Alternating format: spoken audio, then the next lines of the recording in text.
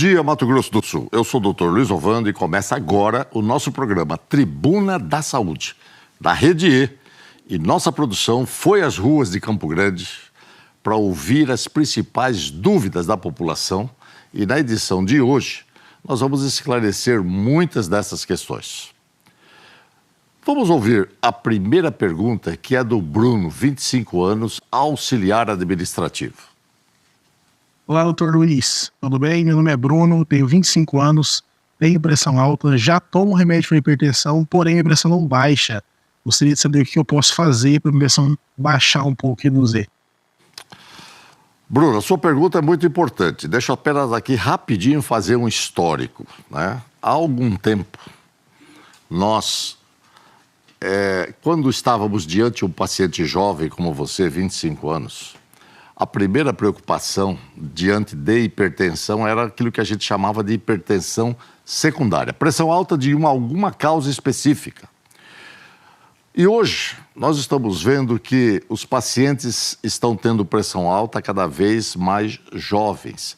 E a gente observa que, infelizmente, isso está devido ao excesso de peso, à alimentação inadequada, como excesso de sal, excesso de massas, doces, refrigerantes, bebida alcoólica, né? Inatividade física e ansiedade constante. Então eu quero dizer para você, Bruno, que você tem que continuar tratando e voltar ao seu médico para ver, porque às vezes a gente não consegue com um remédio só, numa só dose às vezes, controlar a pressão. Sendo assim, a minha sugestão para você é que volte ao seu médico, submeta-se a uma avaliação, busque uma causa provável que não seja uma causa indefinida, que é o que a gente chama de hipertensão essencial ou hipertensão primária. Né? Essencial é aquilo que você precisa para viver. A gente não precisa de pressão alta para viver, né? Mas é importante a denominação, que é tido como hipertensão essencial, porque não tem uma causa. Existem causas. E no caso é bom você conversar com o seu médico sobre isso. E não se esquecer, diminua o sal, reavalie o tratamento para que verdadeiramente você possa ser beneficiado e poupar, preservar o seu sistema cardiovascular. Esse é o grande motivo e a razão pela qual a gente tem que tratar da pressão alta de forma bastante diligente. Nós vamos para o segundo participante do nosso programa, que é o Luan, 28 anos, repositor. Vamos ver o que o Luan tem de dúvida. Dr. Luiz, meu nome é Luan. Eu queria saber quais são os riscos que o vapor pode trazer para a saúde. A pergunta do Luan é sobre vapor ou vapor, né? Esse cigarro eletrônico que o pessoal fica fumando aí e carrega de pendurado no peito. Nós temos que estar atentos para isso, porque a via respiratória, ela tem a finalidade de limpar o ar para jogar o oxigênio lá no alvéolo e ser aproveitado pelo sangue. Acontece que todas as vezes que nós aspiramos qualquer substância, mesmo o oxigênio aumentado, ele é lesivo. Aumentado que eu digo em termos de concentração. Se você respirar um ar que tenha mais do que 21% de oxigênio, você vai estar lesando o seu pulmão a longo prazo. Quando nós respiramos poeira, quando nós fumamos, quando nós estamos na beira de fogão a lenha, né, qualquer situação que aumente as partículas do ar que vão para dentro do pulmão através da traqueia, você acaba estimulando e lesando. Então esse vapor é um elemento nocivo para a via respiratória. Não há razão para alguém ficar fumando essa coisa estranha aí. Além de que tem algumas substâncias, o etileno glicol, como é o caso, tem aí, ele acaba estimulando o processo inflamatório. Então não há razão. Isso aí é prejudicial. Vamos à terceira pergunta, que é do Moisés, 22 anos, estagiário. Doutor Luiz, boa tarde. Meu nome é Moisés e eu gostaria de saber se quem é fumante passivo corre o risco de desenvolver câncer de pulmão. Moisés, sua pergunta é muito boa, né? Hoje, felizmente, nós já temos um número bem menor de pessoas que ainda fumam. a despeito de todo o esclarecimento, de toda a confirmação lesiva do cigarro, tem alguns recalcitrantes, tem alguns teimosos que continuam fumando. E muitas vezes eles fumam dentro de casa, perto de crianças, perto de jovens, perto de pessoas de mais idade, e aquela fumaça no ar acaba lesando.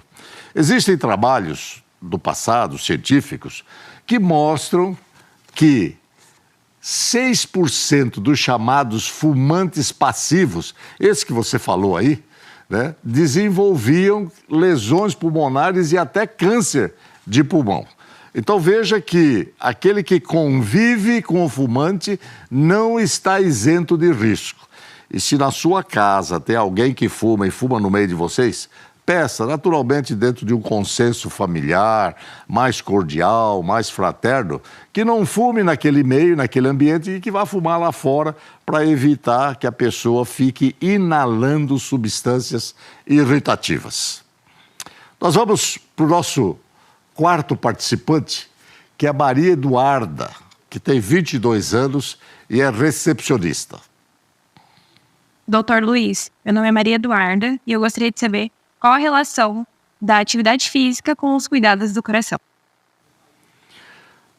A Maria Eduarda diz: qual a relação da atividade física com os cuidados do coração? Maria Eduarda, a sua pergunta é extremamente importante. Veja, a gente fazer um histórico rápido aqui. É interessante que lá 2.300, 2.400 anos atrás, 400 anos antes de Cristo, Aristóteles já sabia que o exercício melhorava o fluxo cerebral. Ele conseguia pensar melhor.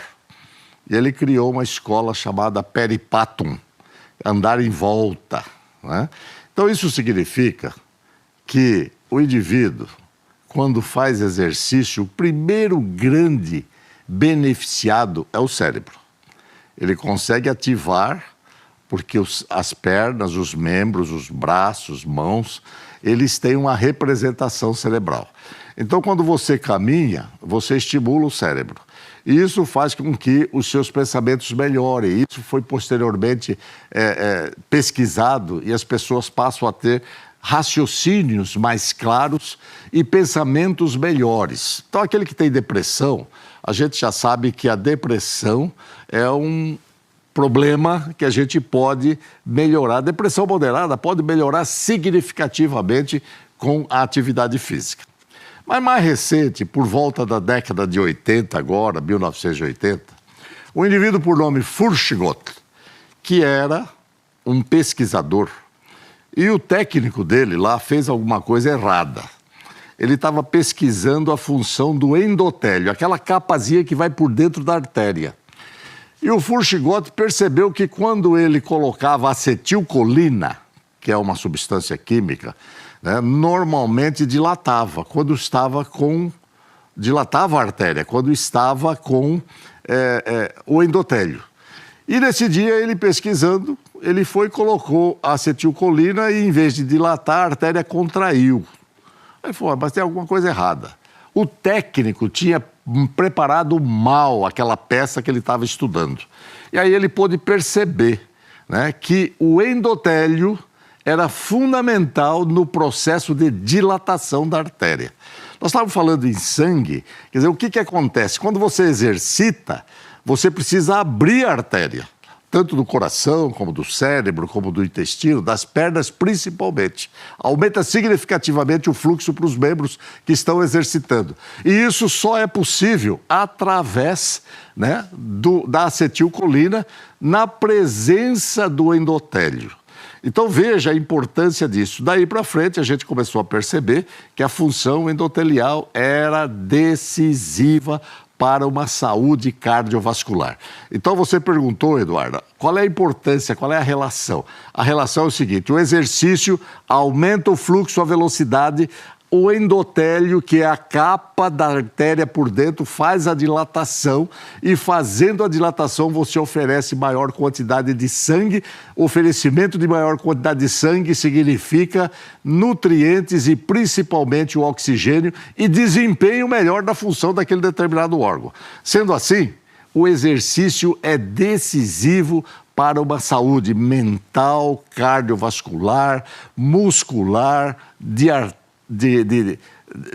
artéria principalmente e também, né, do seu osteomuscular. Sendo assim, exercício físico é decisivo. A última pergunta deste bloco é do senhor José Romualdo Pereira, 65 anos. É construtor. Vamos ver o que o José tem.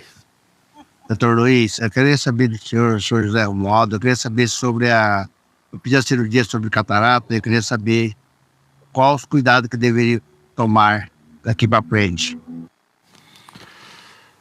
José Romualdo, você já operou da catarata. O cristalino, quando ele vai ficando opaco, né, vai ficando borrado, ele dificulta a entrada da imagem. E aí você troca por uma lente artificial. Você põe um cristalino artificial já na dependência do grau que você está precisando. E o cuidado que você tem que ter é evitar trauma, porque aquilo ali é uma peça que está colocada num espaço minúsculo, mas que pode deslocar. Então, até que você tenha passado aí pelo menos os 3 meses da cirurgia, que é a fase da cicatrização, da consistência do processo cicatricial, né? Você tem que tomar algum cuidado, principalmente em relação a trauma. Se a catarata foi elevada pela idade, não tem jeito, a gente vai continuar envelhecendo e essa lente que está aí, ela pode até ficar opaca no futuro, mas vai ser mais difícil. Mas se você é diabético, o importante é que você controle bem a glicose, porque a diabetes leva o indivíduo a ter problema de catarata precocemente. Se você é hipertenso, da mesma forma, tratar. Mas você pode, depois de 3 meses, fazer exercício que você está acostumado a fazer, correr, nadar, pedalar, enfim, o que for necessário para que você mantenha os seus hábitos saudáveis. Nós chegamos assim ao fim desse bloco e aguardo você no próximo, porque nós vamos continuar respondendo as perguntas que foram colocadas para o nosso telespectador de forma bastante clara, porque a pergunta de um pode ser o esclarecimento da dúvida que você tenha. Não saia daí, nós já voltamos.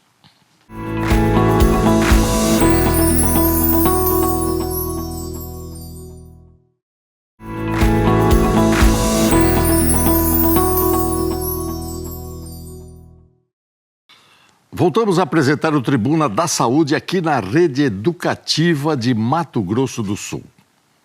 Acompanhe ao vivo pelo portal da Educativa e participe pelo WhatsApp 998321122. No programa de hoje, nós estamos respondendo às dúvidas da população em relação a várias doenças e problemas de saúde, as possíveis causas e tratamentos. Você pode mandar um vídeo também colocando a sua dúvida. Nosso WhatsApp está aqui, embaixo na tela, para você anotar. Vamos à nossa primeira pergunta deste bloco. Quem nos questiona é Ramona Rangel, 61 anos, do Lar. Doutor Luiz, meu nome é Ramona. Eu gostaria de saber sobre a pressão alta. Se tem dor de cabeça, dor na nuca, dor nas costas, qual o tipo de dor? Quero que também responda isso. Ramona, de uma maneira geral, nós recebemos no consultório, aqui eu vou colocar uma experiência para você aproveitar e também o telespectador tirar as suas conclusões. Nós recebemos as pessoas no consultório dizendo assim: doutor, eu vim aqui porque eu tive dor de cabeça e a minha pressão estava 17/9. E eu estou preocupado, é natural, tem que vir realmente avaliar e esclarecer. Aí no dia da consulta, a pressão em vez de 17/9, está 18/10. Aí eu pergunto: a senhora está sentindo alguma coisa? Falou: não, doutor, não estou sentindo nada. Não está com dor de cabeça? Não, não estou com dor de cabeça. Nem tontura, nem estrelinha, nem zumbido, nada. Isso para dizer, Ramona, que de uma maneira geral, a pressão alta não dá sintomas. A sua dor de cabeça, que fez com que você olhasse a pressão e tivesse um pouquinho mais alta, foi causado por outra coisa.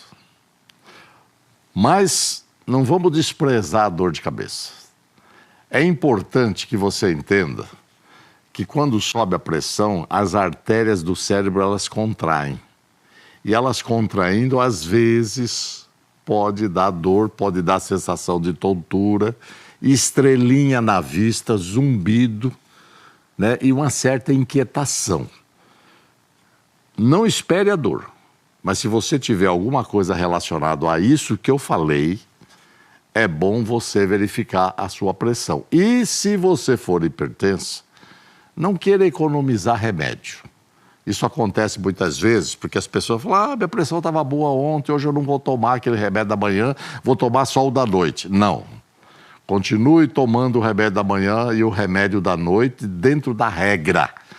Porque se você fizer isso, você estará agredindo o seu sistema cardiovascular e junto dele o seu coração, que é o centro da vida. Você tem que zelar por ele, cuidando da sua pressão. Vamos ao nosso próximo questionador, que é a Jaqueline de Oliveira, 27 anos e operadora de caixa. Meu nome é Jaqueline. Doutor Luiz, gostaria de saber o que é ansiedade e como tratar. A Jaqueline está perguntando o que é ansiedade, né? Jaqueline, é bom a gente sempre esclarecer, né? Para não pensar só em doença. Imagina aqui, recordo você quando acorda de manhã cedo. Você estava dormindo, o cérebro desligado, descansando, refazendo a energia e principalmente os neurotransmissores. Quando vem os primeiros raios, ou então desperta o celular ou o relógio, o despertador, você acorda. Mas você, normalmente, a não ser que esteja muito atrasada, você não levanta subitamente. Você fica ali, fica pensando, você fica programando. E ali começa o processo de ansiedade. A ansiedade faz parte da vida. Não podia ser diferente. É importante você estar pensando assim. Por quê? Aí a hora que você começa a programar, fala, vou pegar meu carro, vou pegar minha bicicleta, vou pegar minha moto, vou fazer aquele trajeto que eu faço sempre, mas hoje é tal dia e lá tem aquela rua que tem problema, então eu vou desviar. Então você programa e isso gera um estado de ansiedade, porque aquilo que você programou, você fica na expectativa de acontecer. Isso é normal, né? Todos nós, então, durante o dia, temos estado de ansiedade. A ansiedade passa a ter problema quando a gente perde o controle sobre o ambiente onde nós estamos. Você começa a ficar inquieto, andando de um lado para outro, a mão fica fria e tal, aí é problema. Aí você precisa de ajuda. Sendo assim, se você tem aquela expectativa normal, vai fazer uma prova, um concurso, a mão ficou fria, o coração acelerou um pouco, a boca secou, é normal. O que não pode ser é isso que eu estou falando constantemente, todo dia, dia de pequenas coisas. Aí, verdadeiramente, você precisa de ajuda. Vamos à nossa terceira questão desse segundo bloco. Boa tarde, doutor Luiz. Meu nome é Yara. Eu queria saber o que é um mitral discreto e quais as indicações e contraindicações. Vamos tentar esclarecer essa situação. Mitral é uma válvula do coração. Mitral discreto, talvez precise complementar um pouquinho, mas eu já sei mais ou menos o que você está falando. Quando o pessoal fala em relação à válvula mitral, no passado a gente tinha muita doença reumática, né? Aquela doença que lambe as articulações e morde o coração, reumatismo no sangue, conhecido, e lesava a válvula. O indivíduo tinha entupimento da válvula, a válvula não fechava adequadamente e dava problema. E hoje nós temos muito chamado prolapso da válvula mitral. É um abaulamento anormal por ocasião da contração do coração. E aí o que acontece? Esse abaulamento anormal deixa vazar um pouquinho de sangue. E o paciente, às vezes, ele tem uma batedeira. Quem que não teve uma batedeira numa determinada situação de adversidade, numa ansiedade que foi colocada anteriormente, ou num exercício, ou numa preocupação, num susto que leva? E aí vai no médico. Chega no médico, faz o exame, faz o ecocardiograma, fala assim, aqui tem um pequenininho problema que é um prolapso discreto da válvula mitral. Talvez seja isso, porque isso é comum e eu vou responder para você sem se preocupar. Se tiver vazamento da válvula, refluxo que a gente fala, e o médico vê isso, o ecocardiograma com Doppler mostra isso. Se você for fazer tratamento dentário ou algum procedimento ginecológico, ou mesmo um procedimento proctológico, endoscopia, colonoscopia, enfim, nesses casos você precisa fazer prevenção de endocardite bacteriana. Conversa com o seu médico e diga: doutor, eu tenho um pequeno prolapso da válvula, discreto, mas tem refluxo. E aí precisa fazer a prevenção de endocardite, que é a inflamação da válvula do coração. Vamos para o nosso próximo questionador, William do Vale, 57 anos, empresário. Doutor Luiz, pessoas com restrição ao açúcar podem consumir chocolate 70% cacau? Pessoas com restrição de açúcar podem ingerir cacau, ou seja, chocolate, né? Claro, sem nenhum problema. O que você não pode é exagerar, né? E quando a gente fala em açúcar, é que açúcar é a fonte energética imediata. E às vezes o indivíduo tem uma intolerância à glicose. Quando eu falo intolerância à glicose, que é o açúcar, que o organismo entende e ajuda a pegar e aproveitar para a produção de energia, não significa que ele não possa comer absolutamente nada, porque sem energia ninguém vive, a energia vem do alimento. E o chocolate, né, ele acaba transformando-se em glicose. Então o que ele tem, na verdade, é um pouco mais de gordura. E a gordura, no caso, acaba também sendo transformado em açúcar quando o organismo houver por bem nessa situação. Sendo assim, você pode comer o chocolate sem problema, mas com moderação.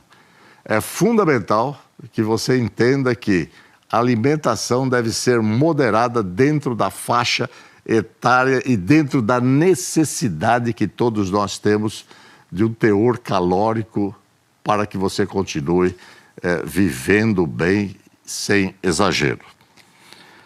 Nós vamos para o nosso último participante, agora, que é Eli Rangel, 80 anos, e o Eli é pastor.